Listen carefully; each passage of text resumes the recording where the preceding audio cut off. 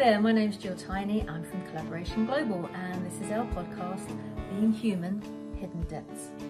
I'm going to be interviewing some of our members from Collaboration Global, and they're going to be sharing with you their extraordinary lives.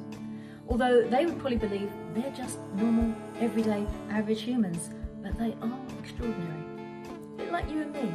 We all have our story to tell. We've all been through difficult times, and we've come out the other end having learned an extraordinary amount about ourselves that we can share with others. So I think you'll find lots of things that will resonate with where you've been in your journey as well. I look forward to seeing you on the other side.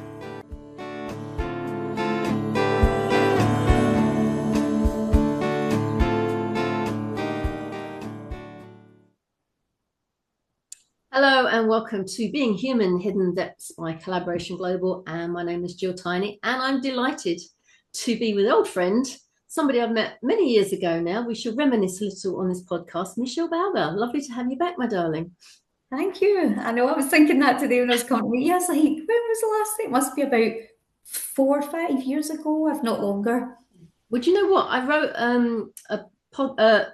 wrote a post on LinkedIn today about thank you, LinkedIn, for introducing me to all these amazing people. Just kind of gushing a bit about how blessed I am, and you were one of them. You were one that kind of, you know, sometimes you can meet people and they go, "Oh, let's stay in touch." This is on LinkedIn, and I'm like, "Yeah, we probably won't." I'd love to. Absolutely, I think we had a real rapport. But yeah, there's so many people out there. I can't keep up with everybody. But you and me, thanks to the algorithm and all sorts of things, have just kind of kept in touch on the down low, haven't we? As time goes by. And I'm so thrilled when you had your first book published, and then you had your second book published. But before we go into these wonderful books that you've got and why you've created them, let's just kind of go back to the beginning and where you are now, work-wise, but also how you got to where you are that made you want to write the book in the first place. What pulled that together? It's hard, Jill. You know, that question comes up so often, and it's really hard. I mean, it always takes me back to lockdown because, you know, life, you know, I was a young mum, so life has always been full of ups and downs and, you know, kind of trials and triumphs, shall we say. And then 2013, you know, lots of things changed, but I was still working, still going to work, do what I do, keep busy. And then lockdown happened, which seems such a long time after 2013, and we had to work from home, we had to be at home. And I was sort of, I don't know what to do. I go to work, you know, it was my mask, if that makes sense. And then I just suddenly had all this time, and I thought, right, what am I going to do with this time? And I never purposely set out to write. I just started, words would cut, and I just started writing blogs. So I must have about 150 blogs. Wow. I've got, you know, another book that's got about 33,000 words. You know, there was all of that going on, and then the words came to me for the children's book. There's so many different things I could say. It was this reason. It was all collective. I think they all kind of contributed in some way, and I just finally had a story. And then I thought, right, okay, well, I think this might be a story. I think this might actually be a story. And then sometimes there's just no putting it off, is it? It's like, I've done it. Oh my God, now what? Now I've got this wonderful thing here now. So did you have the illustrations as well, or did you get someone? No, I mean, it was a messy Word document. That's what it looked like. And I was just like, okay, so what do I do with this really messy Word document that probably had very many grammar and errors on it? So I started researching, you know, manuscript, what the manuscript looked like, you know, publishers, what did publishers look like, what should you put in a covering letter. So I was doing all of this. I never told anyone. I was just kind of behind the scenes kind of researching. So once I'd figured out that, I had a manuscript that was all kind of formatted. I still had no illustrations at this point. It never occurred to me that illustrations might have been a good thing to have, you know. I was just, So then I kind of had my cover letter. I was really strong in my why, especially for both books, because they're not self-serving. They're about, you know, kind of displacement, certainly the first one, and challenges children may face, and same with the second one. And So I knew I was really strong on why I was doing it, but I just thought, I don't have to, I don't know how, I never thought beyond getting it like that. And then I'm like, right, what now? So yeah, I researched all of that, started contacting people, and then it was only when it was like going to be published that then I started. Even my mum and my sister's like, that you need to start. I was like, did I tell you like I wrote a book? Yeah, I was genuinely like, I don't know how to bring this up now because I was working so long behind the scenes. I thought I don't Yeah. quite know how to bring this up in conversation now. So I would just be meeting up with different, like my friends stuff, going, so yeah, so then I would tell that By joy. the So way, I'll just sort of drop into the conversation. yeah. There's this book here. Yeah, Wow. right. So, and then it all just got really exciting because it was going to be out there, and so yeah, that's pretty much it. But I'd say lockdown, that we always talk about being still, the pause, the Yeah. everything we do. There's always a moment, of change, and you just feel it. And I'd say it was during lockdown, and everything else that's happened I actually, speaking of your post, I actually commented on it because, as I said, it's so vivid, my memories of like speaking to you way back when I just first joined. And, I was so new to it, and just all the people I've met, and many people in my credit have been such a great support and been able to share things that I didn't know. Like, second time round, I was much more able asking for help. Yeah. First time round, I didn't let anyone see it. So, yeah, so that's kind of a whistle stop tour, eh? But also, it's when you first write a book, I think nobody quite realizes how much is involved.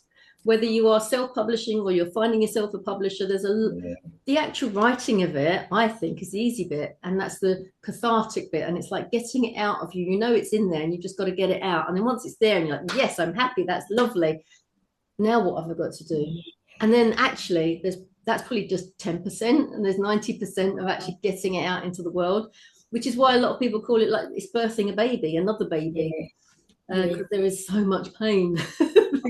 Oh, really? Yeah, I mean, it really is. The hard bit is when it's out there, and then you're in charge of the hustle, which is Yeah, the bit I'm terrible at. Like, ask me but you had a purpose. yeah, So the hustle becomes easier when you've got a purpose, because you're happy to go knocking on doors and talking to people and sharing because there was a reason behind it. So this isn't just a kid's book you've written that's jolly nice. It's not a David Walliams special that's just going to make kids giggle and get a little bit scared, or Roald Dahl or Mhm. anything like that. There is a purpose behind the book. So the first one, Heart Full of Love, Mhm. sounds gorgeous. Tell us why you wrote that. I think well, my daughter was obviously 16 when she had my first granddaughter. So, we could talk about the latest. Does she mind you kind of illustrate, using her as an illustration? Well, she did a low. So for the third one, I said that I'm going to use. So she's in the second one, still kind of a low. The second one is her kind of writing it, but the third Yeah. one will be my youngest granddaughter will sort of be taking over. And she says, "Well, I won't be the main character." And I said, "By the time this comes out, you'll be in first year. You will not want to be the main character." And she's like, "Oh yeah, true, good point." So yeah, Yeah. you be like a teenager, you do not want to be, so no, No. she doesn't mind at all. But It all I comes think around, doesn't it? It's it just when you does. first, yeah. It does. But I think it was more about, she something you'll see as they grow, they're so full of self-love. And then as they get older, that just it doesn't disappear because it's still there, but it Mm, all becomes based on what other people think and that's believe hard, and yeah. tell them, and how they then read other people about what their face says about they, etc. So I just thought, no, the love is always there, the love is always within, and that's your strongest power. You don't become loved when someone tells you you're loved. The fact you're born means you're loved. But I didn't want it to be, my granddaughter going and saving the world. I wanted her to share that message so it goes round the globe. So she's Mm. not, she's only passing on the message that everyone else, and then someone else is passing it on. That is such a powerful message, though. I want to say it again. You don't have someone else tell you that you're loved for you to know it. It's the day you Mhm. are born, you are loved. Yeah, And yeah. that's, wow. I hope you got that on a t-shirt somewhere. I think that's what a quote. Michelle Bauge quote. I don't think I've read it like that or heard it like that before, and it's so true. We spend our lives because of Hollywood and the movie industry thinking we need the approval, the acknowledgement of somebody else.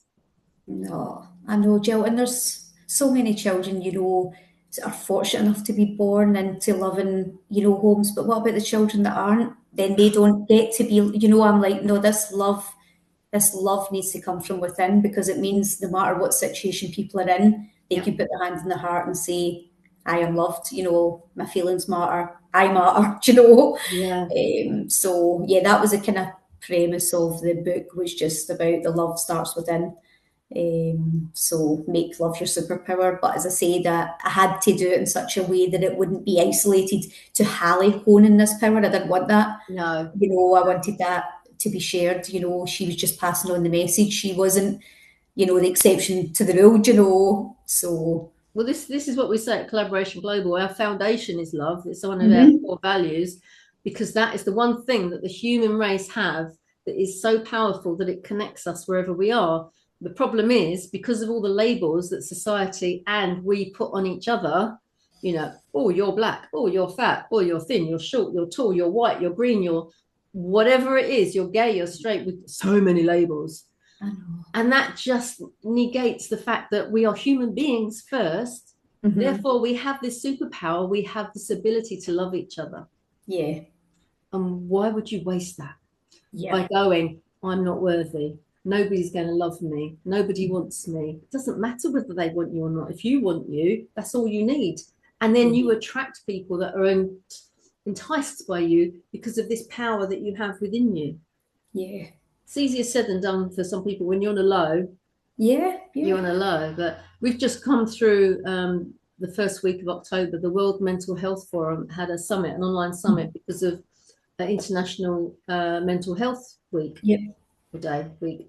And the amount of people that have suffered as a result of this societal norm of feeling unworthy and feeling alone.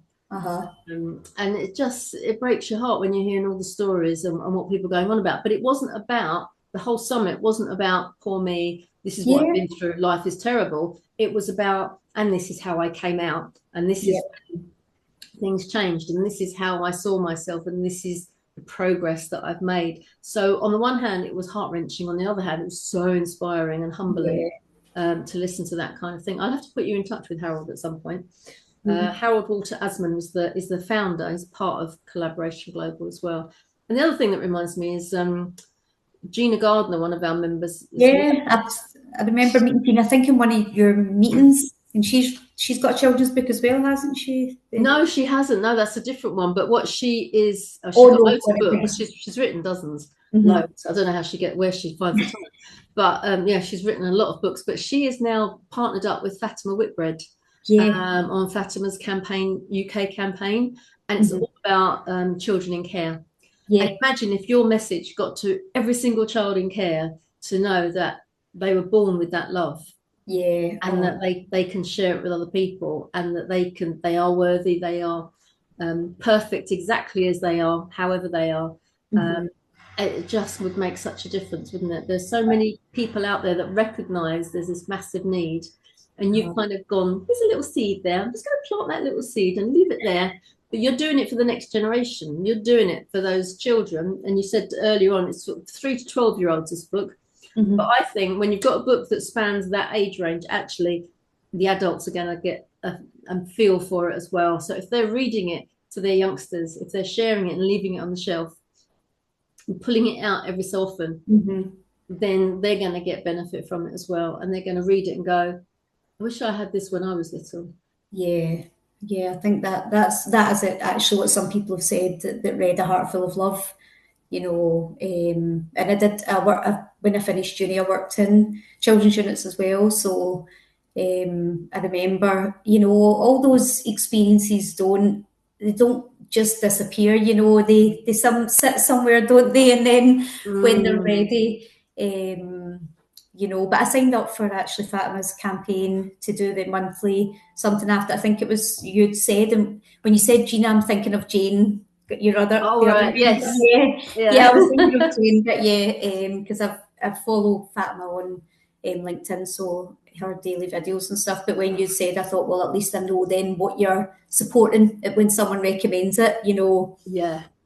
So I think They're our work is incredible. It is. And also what's so surprising, when I went to their 2-day summit in London last year, there are so many organisations out there for young people, and they don't necessarily talk to each other. It's really bizarre. So they've highlighted this massive gap where there is a system out there, but the system is broken and there are gaps. And it's like, what can we do to make sure that there is this continual operational positive system of care for our young people, so they don't end up homeless, which is what the majority of them do end up becoming homeless within the first, I think, 6 months or something crazy. Yeah, it was the same when I worked there as well, because it was too young. There were I think they've extended the age of support now to 25. When I worked, this is like 20 years ago. Wow. You know, it doesn't mean to say that I think they can stay in the children's unit until they're 25, but before it used to be up until they were 18, you know, when I worked. And I think that's why actually I chose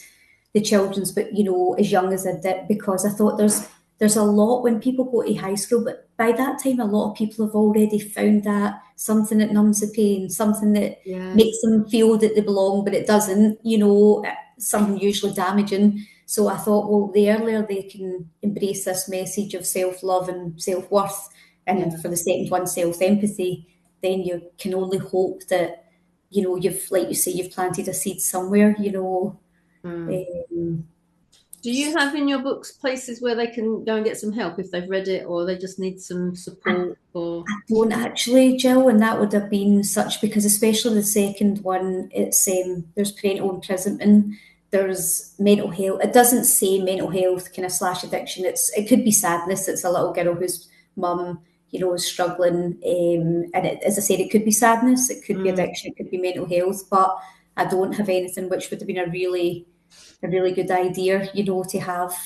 I've had a meeting with someone who is a teacher. She's over in Australia, and I'm meeting her again on Friday. So she's going to she's interested in creating resources, you know, and she's got a lens that I don't have. You know, I don't have an education background. I've worked with children my whole life, but it's different from being a teacher and being first-hand involved. So I think that'll be I'm really open to anything that will help expand the message. Because I can only do what I can do with that, you know. It's like you were talking about Jane earlier, Jane Enright, and her book. She takes it into schools to read to the children, and also to explain the message. And I think she's got some tools around that as well. So it's finding those things that people can utilize. It's not just like shut the book and that's it, and then okay, well, now what? I mean, it will give them an inner glow and an inner warmth, but it's nice if you can get some tools as well. That's amazing. But I'm sure they will get in touch with you anyway as the author if they want to find a way to find out. I do take some stuff when I go into the schools, but it's nothing set in stone. It's, you know, it's just like a kind of workshop, because I've got a visit to school in November for World Book Week. I've got that booked in, because I'm still working full time as well. So you're kind of, I've took annual leave to go out, because again, it's really important.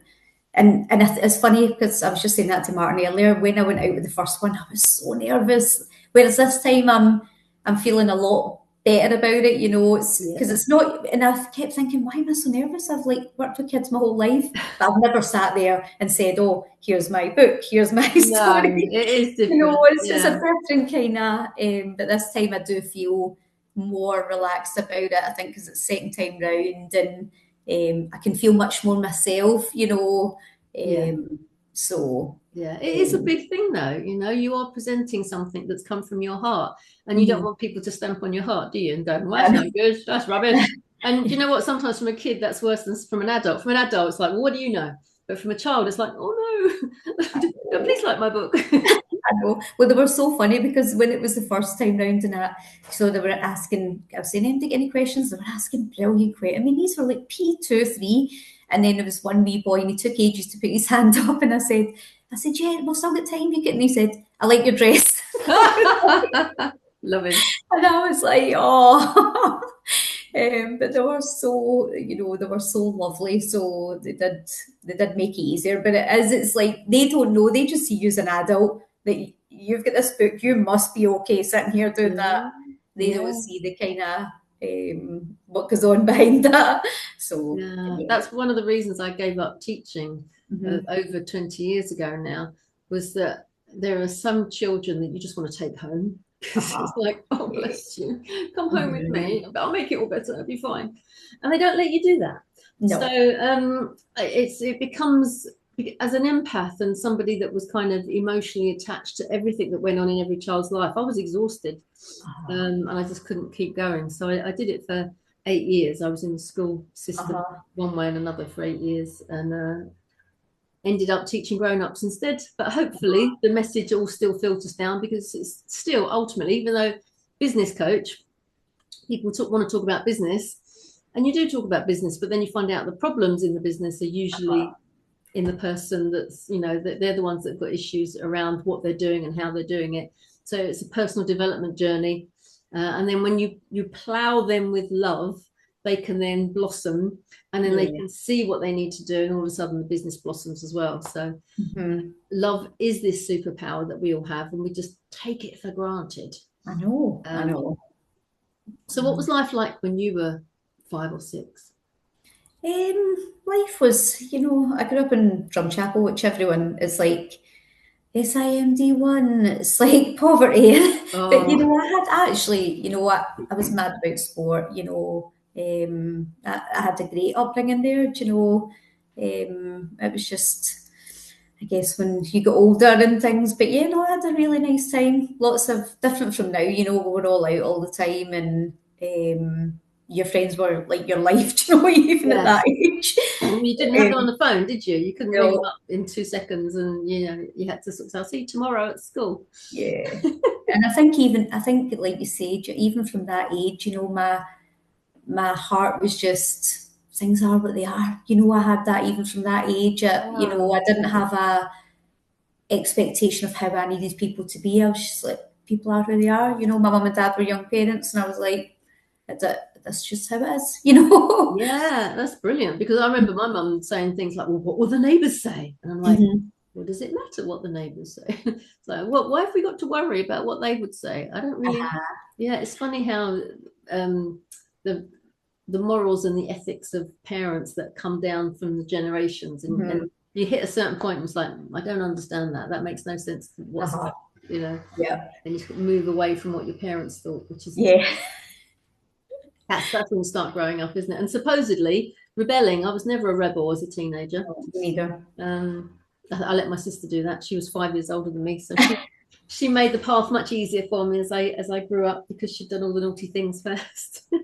I had a brother 2 years older who was the same, and a sister 11 years younger. So I could just, unless I drew any attention, I could just slip by, because they two were running the show. So we've got Heartful of Love, and then followed fairly swiftly afterwards Heartful of Empathy. What was the idea behind the empathy? Was that part of what, did you know when you wrote the first book that the second one was following on swiftly afterwards? I think I did start it pretty quick after, because I was thinking about it the other day, and I think it's been about 2 years in the making, almost 2 years, of Heartful of Empathy. I had some.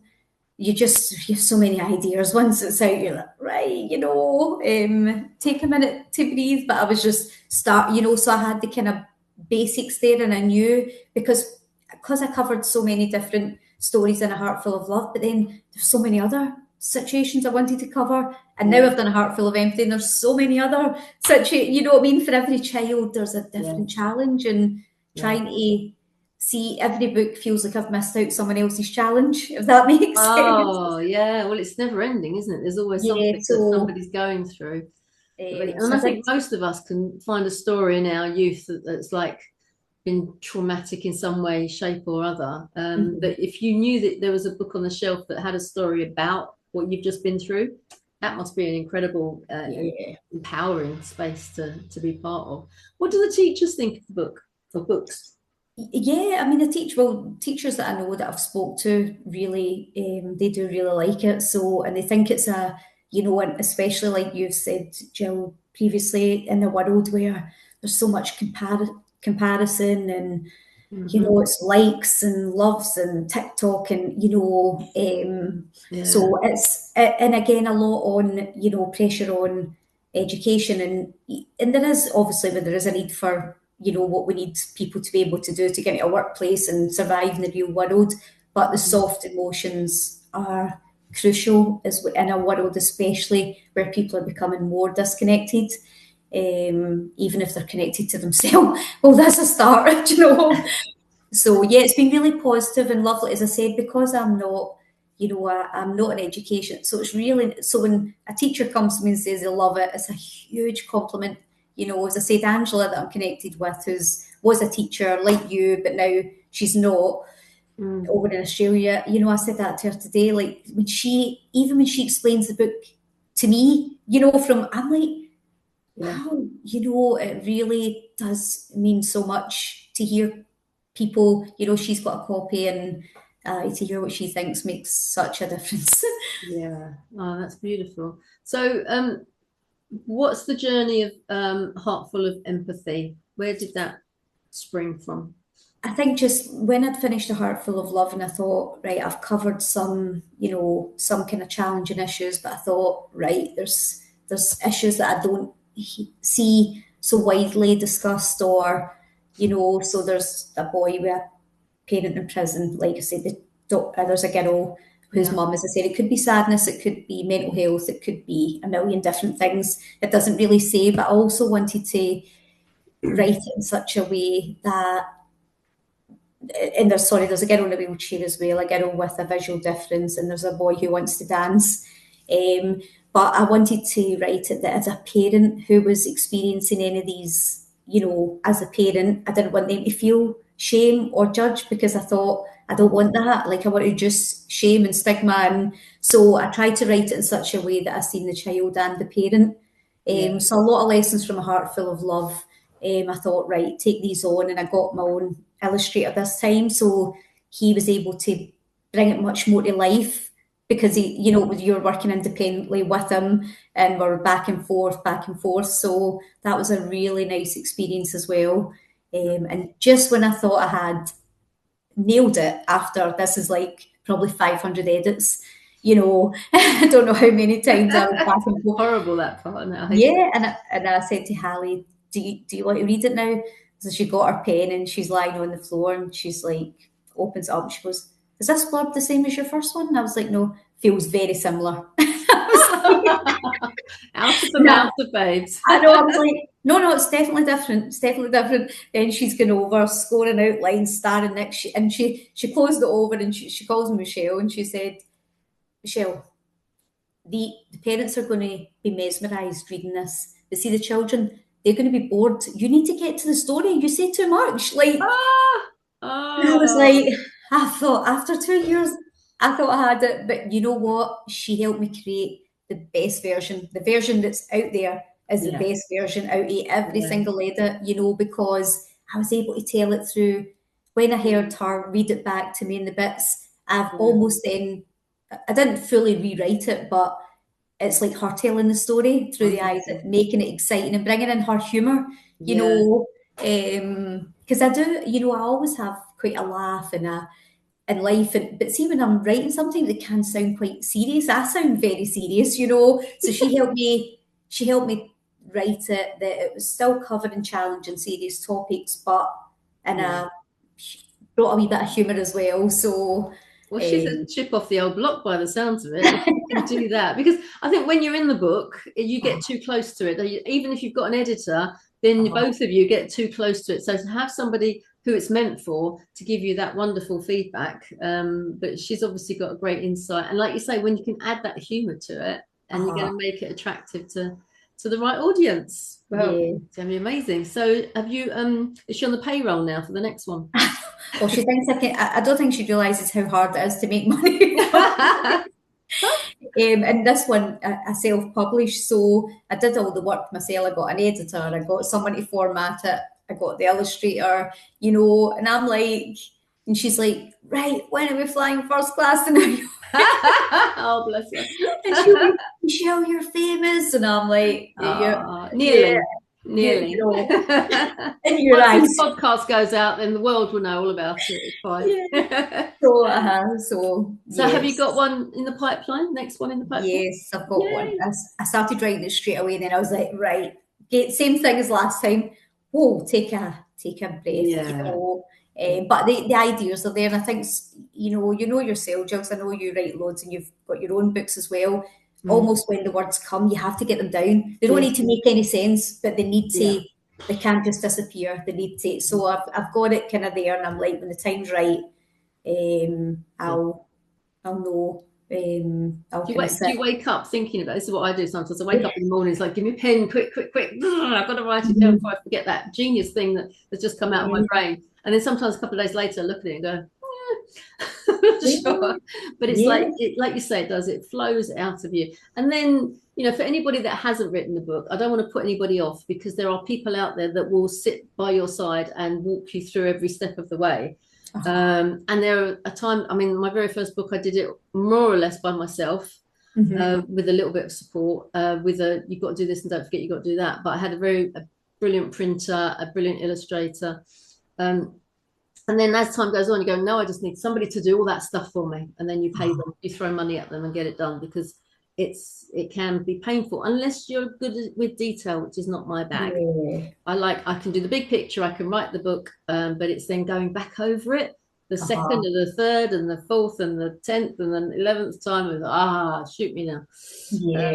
I think you're right, Jill, and I always say, you know, I've shared so many of the lessons I've learned. I actually wrote a post on LinkedIn as well, sharing the lessons I've learned from publishing, self-publishing, because I knew nothing, you know. And I'm like, if you've got an idea, like I still play football, and one of the girls I play football with is like, I've always had an idea, but I've never done anything with it. And I'm like, if you've got an idea, do it. You need to do it, because if it's there, it's meant to be, you know, shared. Whatever happens beyond that, you know, it doesn't matter. Like, but get it down somewhere so you've got it, because if the ideas come to you, then it's meant to go somewhere, you know. Yeah. So I think, like you say, when I used to think, if you'd have told me 10 years ago, oh, you'll be having this conversation 10 years from, they'd be like, no way. Like, I wouldn't even, it was not even in my mind, you know. So I think people don't need to know everything. They just need to know the next right step, and then, you know,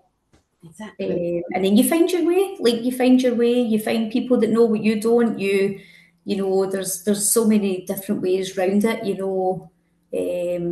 So yeah, I've tried to share, and if anyone's contacted me, I've shared everything. I've kind of got a Word document that I share that's all the sort of lessons, like an article basically on everything I've learned and the places to go, and that, you know, that can support or help, or, you know. So yeah, that's a lot is free as well, you know. It's people sharing their expertise. So it's amazing. So I'm so pleased that you are carrying on, because it's almost like, for me, I love looking at stepping stones along the way. So it's like, if you've got a series of 5 or 6 books, and then each one has got activities that go with it, then you can sell them into schools everywhere. And one, it's income for you, which is like gratitude for doing the hard slog in the first place, but also how many more children are going to get access to what they need to learn, what they need to know. And everyone moans about schools and about, oh, well, the curriculum's wrong, and they don't learn this and they don't learn that. What they forget is there are human beings in those schools who know some of this stuff. Some of the teachers are amazing. Yeah. Yes, there are rubbish ones as well. All right, we know that. But that's what the national curriculum's for, because all they've got to do is follow that. And that's the baseline. But there are teachers there that go above and beyond the national curriculum, and they would eat up those kind of books and those kind of activities, because they know there are children in their class that need to learn this stuff. And it's like empowering them, because there are so many kids that come to school who are lonely, who feel isolated, who don't have parents that we would wish them to have, or guardians, or people that are out for their best interests. So it's knowing that they can get access to these kind of books to enrich them and empower them. It's a very powerful thing that you have done, providing we can get it everywhere and get it to people. So if somebody wanted to buy one of your gorgeous books, how would they go about? The best place to go, Jill, is Amazon, because it's got a link to both books, and also, you know, you get the chance to do a little bit about the author, so it gives you a chance to almost introduce the person behind the story and bring the sort of a realness to it, to let them know. So yeah, probably just Amazon is the best. So if they search for you, Michelle Bauge, that's Bauge, is that right? Yep. Cool. That'd be perfect. Is there anything you want to share with anybody, with our audience, if they've got young people, or if they've got maybe teenagers who might think they're too old for this book? What's your message from the books that you've written that you'd like to share with our audience? Yeah, I think, I think the message can be embraced at any age, Jill. And I think for certainly when teenagers, and what my main focus is when I'm in the schools, as well as reading the story and the message within the story, it's about, you know, if you've don't be like we're talking about labels. You know, there's so many studies and everywhere you look, and, you know, like me, I grew up in Drumchapel. If you grow up here, this is what your outcomes could look like. You know, prison, addiction, you know, but no, we don't need to live out those stories that are, you live out your own story, you know. So I wrote this story, you write your own story. And I think that's same for my message for Hallie and Orla. And when I go into schools, I don't, you know, they don't necessarily know Hallie's my real granddaughter, you know, because I don't want it to be about her, you know, in the nicest possible way. Or I've got a little bit of Orla and the heart full of empathy, but again, it's about, I just want children to feel the freedom to dream, to believe, to walk their own path, whatever their life circumstances are, you know, and not be defined by any labels that may. Sure, we want to support kids, especially with adverse experiences. We want to do all we can to see them, but we don't want to limit them to what the outcomes could be. We want to help them grow beyond that. So I think that's it. And as I said, that for teenagers, while the story might seem a bit young, if they can embrace that message and not look to the wrong people for comfort, look to the wrong things, you know, get involved in sport, get involved in anything that makes you part of something, you know, that would be my advice. Absolutely. I mean, that's what I always said to my kids. You know, we'll try out all these different things, you know, what you could be good at, what you might be good at, what you might be interested in, but absolutely rubbish at. And then we'll choose one and we'll go from there. And they ended up doing drama, which, you know, now has given them all the confidence in the world. So if they have to go for a job interview or go and present anything, it's like, yeah, it's okay. Piece of cake. Where other people could be quaking in their boots, they're like, they don't remember not being on a stage. They started at the age of 4, right? So they just don't remember not being on a stage. So it's like, why would anyone be nervous on a stage? That's the fun place. I love being on stage. So you're right. Find your mojo. Find the thing that lights you up from within. It could be sport, it could be music, it could be dancing, it could be whatever. But find that thing and don't get bored. You know, just get yourself out there. And that's why I think 13, 14, 15-year-olds, if they get access to this book, go and find a 5-year-old and read it to them. Because you can share that love between you, and then you'll still get the great message, as well as helping a youngster to experience a great book. So if you've got 2 children in your family, or 3 or 4 at different ages, get the older ones to read to the younger ones, and they will get the message as well. Like I was saying earlier, A.A. Milne had the right idea. He put all the learning in those Winnie the Pooh books, and as adults, we still read them to our children, and we still get the message. 100%, Jill. And I think it is that, just what you said as well about passing on, and that I do actually explain that at the back of the book. You know, imagine your act of kindness in Glasgow reaching someone in New York, you know, trying to let children see, but it doesn't only make them feel good, it makes you feel good, you know. Like, no one feels good from treating people, whatever the reason for treating people poorly. It doesn't make anyone feel good, you know. So let's flip that on and see how good we can feel with kindness and empathy, and, you know, let's give that a shot. I think so. I think the time's come, especially in this world of AI, when everyone's thinking that is that a real video? Is that a real person? Is somebody just written to me something really nice, or is it a machine that's just written something? So it's like, getting connected to another human being and understanding what your worth is in order to share your worth with someone else, and that connection really sticks. And it's like you and me with the messages backwards and forwards. You know, we've only met 2 or 3 times on Zoom. And yet we have this connection that I resonate with what you're trying to achieve. So, you know, you never know what's going to come out of these relationships and where they're going to go. But if we can help each other along the way, then that's a good thing, and we can have fun doing it. So it's been an absolute joy having a conversation with you today about your amazing books. I look forward to the next one. Do you know what it's called yet? A Heart Full of Dreams. Oh, lovely. Heart Full of Dreams. So go on to Amazon now, look out for A Heart Full of Love and A Heart Full of Empathy, and then get the bio of Michelle Bauge and see what she's up to. Michelle, if somebody wants to contact you directly, maybe they want to do some editing for you or do some more illustrations or just want to have a chat with you, is there an email address or anything? Yeah. My email is just Michelle and then my surname at hotmail.co.uk. And as I said, if they're via LinkedIn as well, I'm always open to connection via there. I'm not on any other social media, which apparently I need to be to get this book out there. Yeah, so, it's a shame, isn't it? So I mean, that might be my next. I said to Martin earlier that I'm going to try and do one brave thing every week. So we'll see. Because gift wrapping books, well labelled Love Heart is my comfort zone. But I need to push myself out there. So one brave thing a week. Yeah, exactly. And hopefully I can look at some of the people that I know and we'll connect you up and see if we can get you out to a wider audience, more and more people that can see you. So those schools need to know about those books. Thank you so much for joining us, and hopefully you'll come along to a Collaboration Global session soon. So if anybody wants to come along and be a guest to one of our online sessions, all you've got to do is go to collaborationglobal.org and you can see where you can book onto the next session coming up. Our next one is the last Tuesday of the month. It's always the last Tuesday of the month. And maybe Michelle will be there as well, and you get to meet her in person online. So thank you again, Michelle, for a lovely conversation. It's been wonderful to catch up, and look forward to the next book coming out soon. Thank you so much for having me, Gill, and fully support all the work you're doing and everything you're doing at Collaboration Global as well. You know, you're spreading the message far and wide among the adults. So, and thank you so much again. Great conversation. Bless you. Thank you so much. And if we can't collaborate with each other, then we're never going to solve the world's problems. So coming together is the best way forward. Yeah.